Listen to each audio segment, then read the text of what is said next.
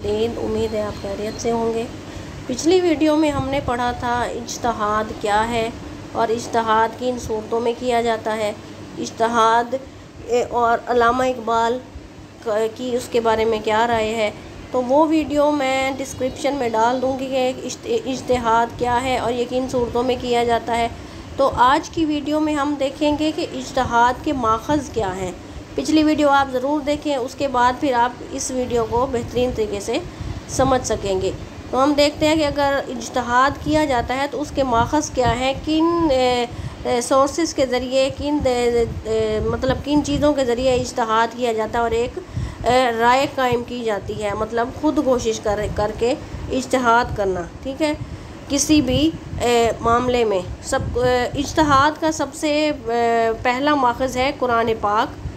इज्तिहाद का अव्वलीन और बुनियादी माखज़ जो है कुरान मजीद है। कुरान पाक में मुख्तलिफ़ किस्म के तकरीबन 200 अहकाम हैं, जिनकी दो बड़ी किस्में हैं। अव्वल मज़हबी, जिनमें वो तमाम मामलात शामिल हैं जो इबादत वगैरह के मुतालिक हैं। दो मुआशरती, जिनके आगे 3 इक़साम हैं। मिसाल के तौर पे अलिफ़, ये मतलब जो अहकाम कुरान मजीद में दिए गए हैं। कवानीन इस्तक़लाल ख़ानदान, यानी वो अहकाम जो निकाह, तलाक़ और विरासत के मुतालिक हैं, जो अहकामात जारी हुए हैं कुरान शरीफ में। कवानीन मामलात मसलन बे वगैरह, कवानीन ताज़ीरी, ठीक हो गया। मुख्तलिफ मतलब हर कवानीन कुरान मजीद में बताए गए हैं कि हर कोई भी मामला है उसके कवानीन क्या होंगे। इन मुख्तलिफ़ किस्म के कवानीन के मुतालिया से हमें मालूम होता है कि खुदा ने हालात की तब्दीली के साथ साथ इंसान को बहुत कुछ इख्तियार भी दिया है कि उन्हें अहकाम की बिना पर पहली 4 सदियों में हमारे फ़िक़ियों ने मुसलमानों की बढ़ती हुई तमद्दनी ज़रूरियात के लिए कवानीन जो है वज़ा किए।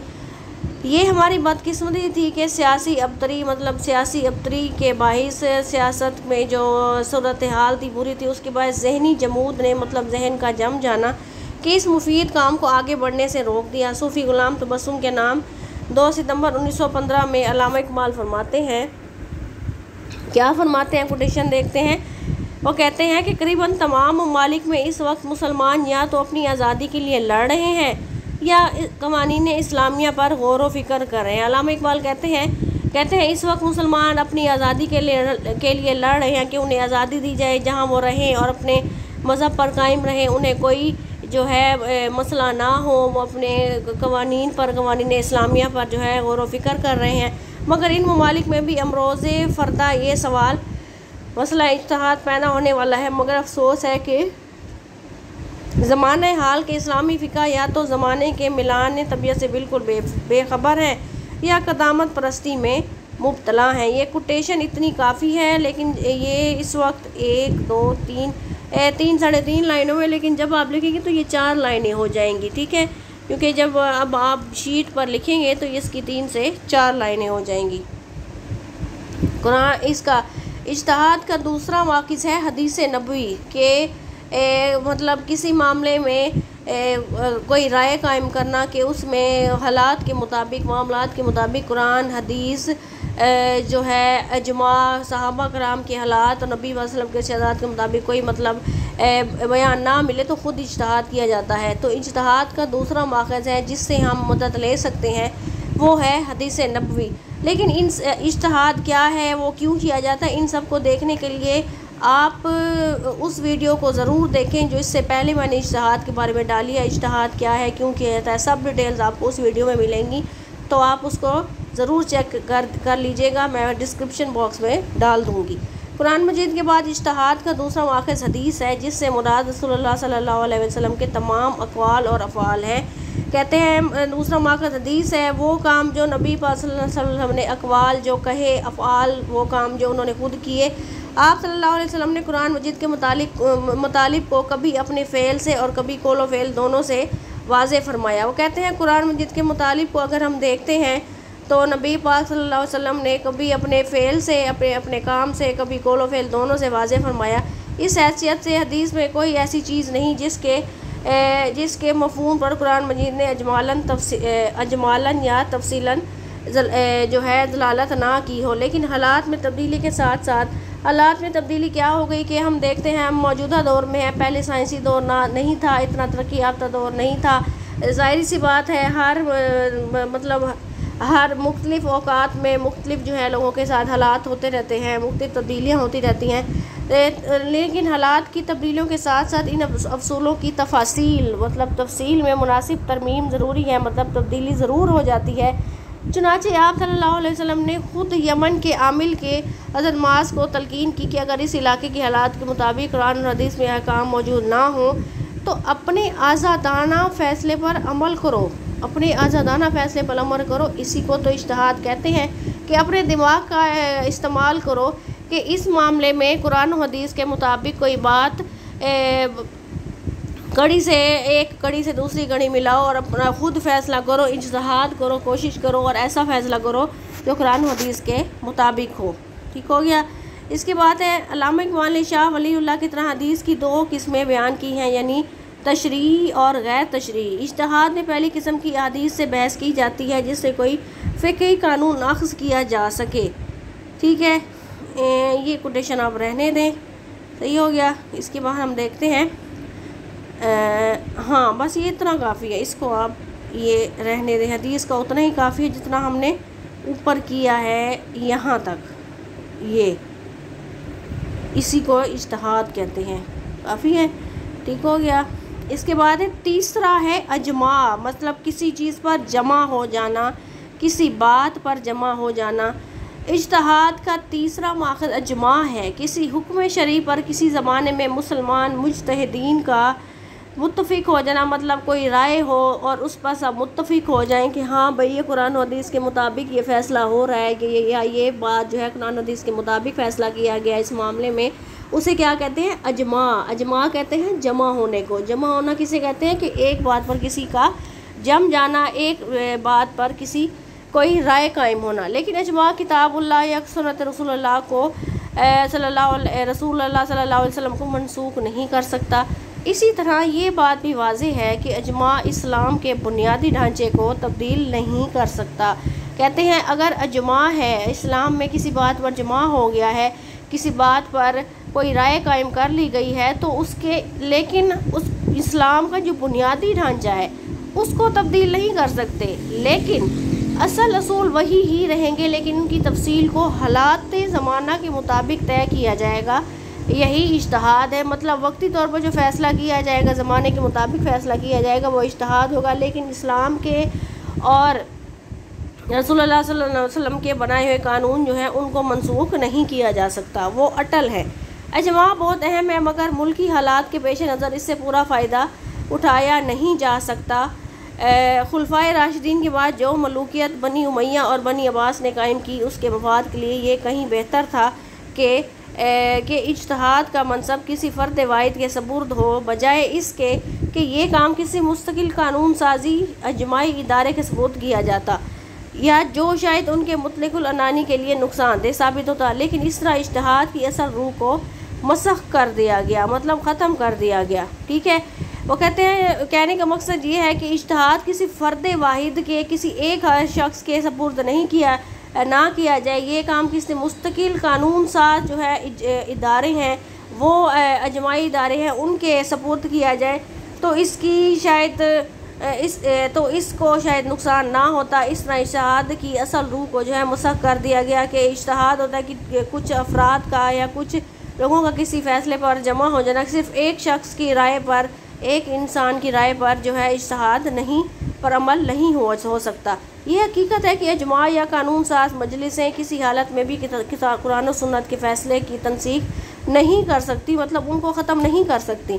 अलबत्ता बाज़ हालात में किसी कानून की तामीम व तहसीस जो है की जा सकती है। इसकी मिसालें हमारे तारीख़ में आम हैं। चोर की सज़ा के सिलसिले में हज़रत उमर से कई रवायतें जो है मनक़ौल हैं। एक दफ़ा एक शख्स ने बैतुल माल से कुछ चुरा लिया, आपने उसे ये कहकर छोड़ दिया कि बैतुल माल में हर शख्स का हक है।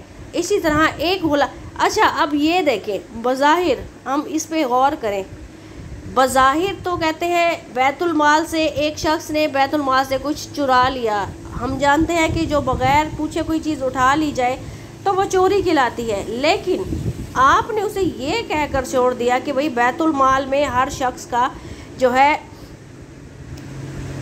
हक है। इसी तरह एक हक किस तरह है, उन्होंने इस तरह जोड़ दिया कि बैतुल माल पर हक है। पहला ये हुक्म है कि चोरी पर जो है हाथ काट दिए जाते हैं।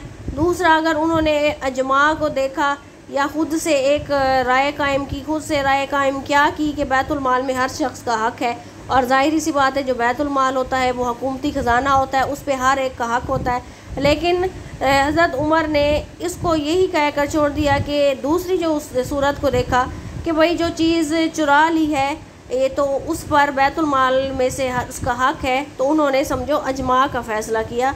लेकिन उन्होंने उस चोरी को भी चोरी ना समझा, तो दूसरा फ़ैसला ये किया कि बैतुल माल पर हक है, अगर इसने कोई चीज़ चुरा ली है तो कोई मसला नहीं है।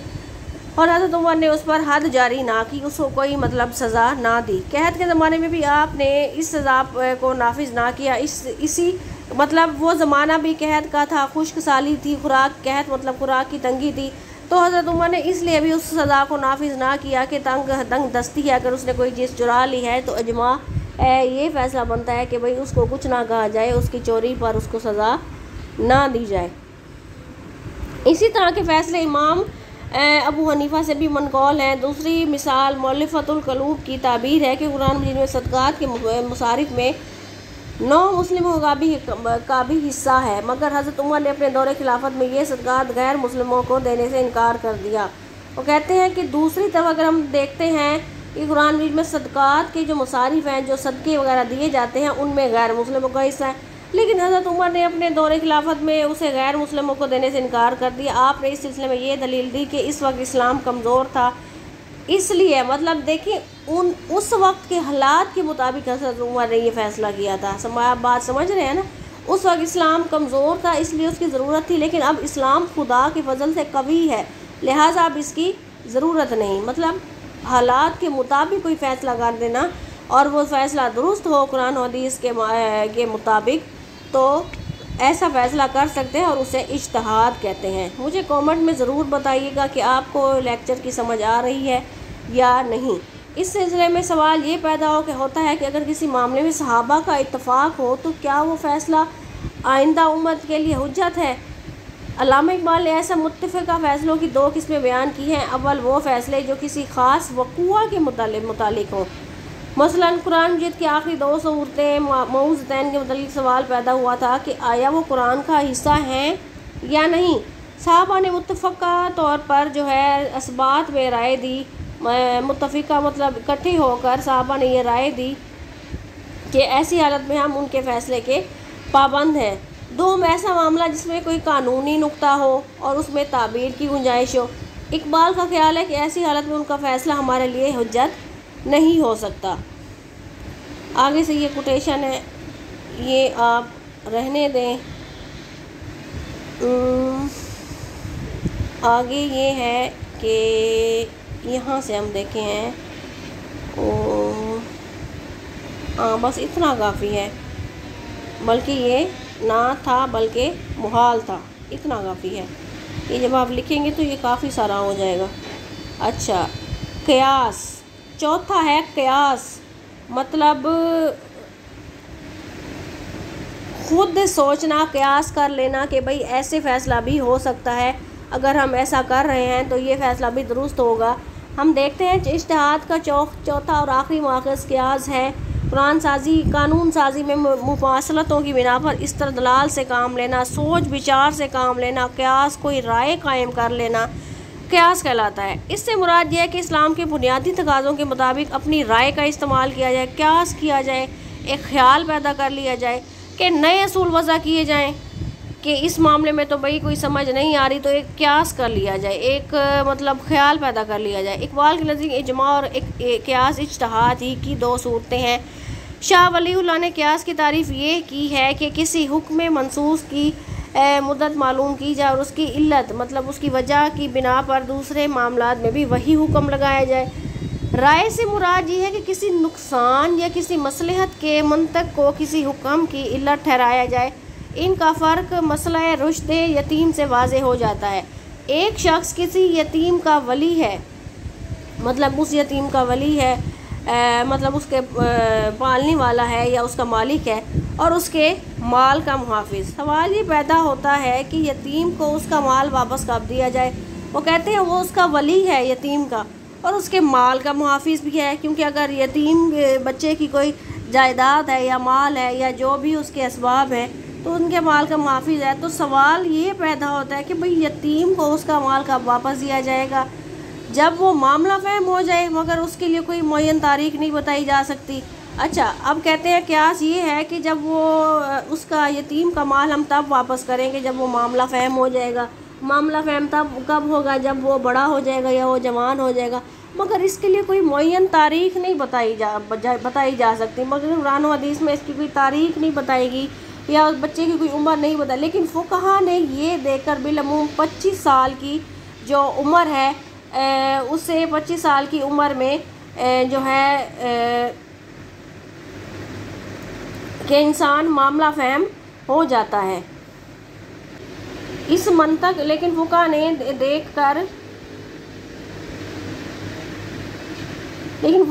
देखकर बिलअमूम 25 साल की उम्र में इंसान मामला फ़हम हो जाता है। तो लेकिन फ़ुक़हा ने ये देखा बिलअमूम 25 साल की उम्र मामला फ़हम हो जाता है। इस मुंतक रुश्द यानी 25 साल की उम्र को उसका कायम मकाम करार देकर ये असूल बना दिया कि जब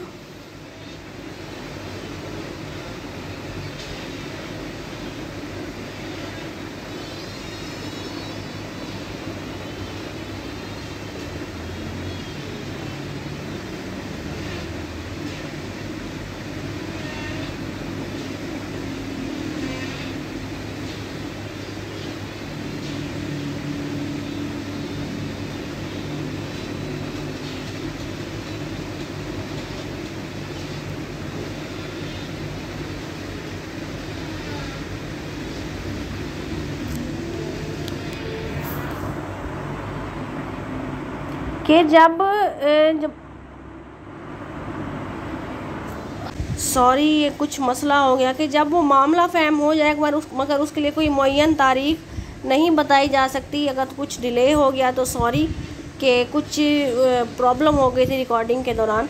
लेकिन फ़ुक़हा ने ये देखकर बिलअमूम 25 साल की उम्र में इंसान मामला फ़हम हो जाता है तो इस मंतक रुश्द यानी 25 साल उम्र को उसका कायम मकाम करार देकर ये असूल बना दिया कि जब मतलब ये है कि क्यास किया गया, ये खुद ही ख्याल पैदा कर लिया गया कि भाई अमूमन इंसान 25 साल की उम्र में ही जवान हो जाता है, समझ बूझ हो जाती है, तो वो 25 साल का हो जाएगा तो उसका माल उसके हवाले कर दिया जाए। और उसको इस्तेहसान का नाम दिया कि यही राय है कि उसके बिलमुकाबिल इस मसले में क्यास ये है कि माल उसके को सपुर्द ना किया जाए ता वक्त ये कि वो वाक़ियतन मामला फ़हम ना हो जाए।